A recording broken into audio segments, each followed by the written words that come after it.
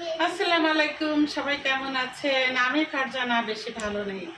তার কারণ হচ্ছে আমার রিজিক সোনা অসুস্থ, তাই আমি হসপিটালে গেছিলাম রিজিকরে দেখতে। রিজিকরে দেখে আসার পরে আমার মনটা আরও খারাপ হয়ে গেল। এখনও দেখেন আমি বোনটা এই যে খুলি নেই, আর এই যে আমার বোনকেও সাথে করে নিয়ে আসছি। হাই দাও, তাই না? বলো সবাই আমার ভাইয়ের জন্য দোয়া করেন। আমার ভাইয়ের জন্য তাড়াতাড়ি সুস্থ হয়ে যায়।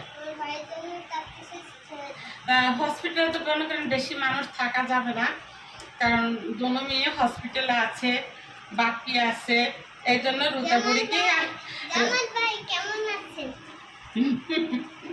আচ্ছা আমার রুজাবুড়ি বলতেছে জামাল ভাই কেমন আছেন, বলো তুমি বলো সুন্দর করে। জামাল ভাই কেমন আছেন?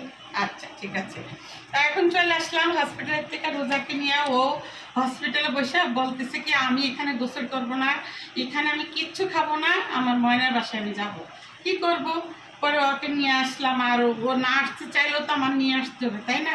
হসপিটালে তো থাকা যাবে না, ঘরে কোনো বাজার নাই, কিচ্ছু নাই ঘরে। পরে এই যে অনেকে জিজ্ঞাসা করেন ফারজানা আপা আপনার রূপের রহস্য কি, আপনার সুন্দর রহস্য কি?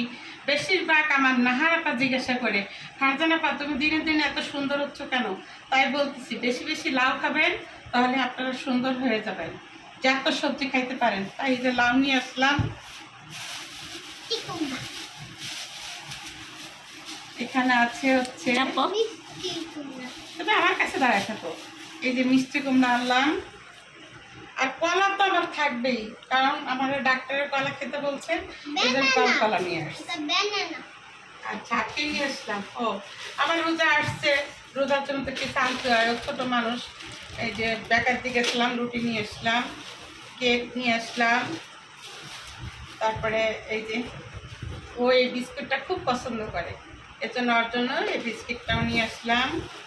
আর বড় ফারজানার জন্য একটা ডেনিস নিয়ে আসছি। আমার পাশার একটা পিচ্ছি আছে, তার জন্য একটা ডেনিস আনছি। এই আনছি, বেশি কিছু আনতে পারি নেই। আর ডিম আনলাম 1 ডজন। আর কিছু তো আনি নেই না ময়না? ও হো আনছি তো না, আর যেটা আনছি এটা দেখানো যাবে না। আচ্ছা যাই হোক, এটা সিক্রেট নাকি ময়না? ওটা সিক্রেট, বলো ওটা সিক্রেট বলা যাবে না, আপনারা বুঝে নেন।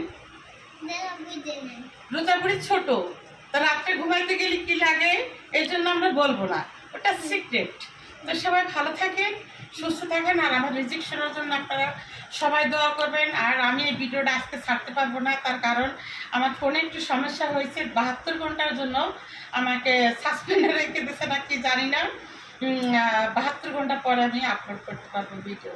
এই পর্যন্ত আপনারা আমার সাথে থাকবেন, যে ভিডিওগুলি করা আছে আশা করি ওই ভিডিওগুলি বেশি বেশি দেখবেন, আর লাইক কমেন্ট করতে ভুলবেন না। আল্লাহ হাফেজ।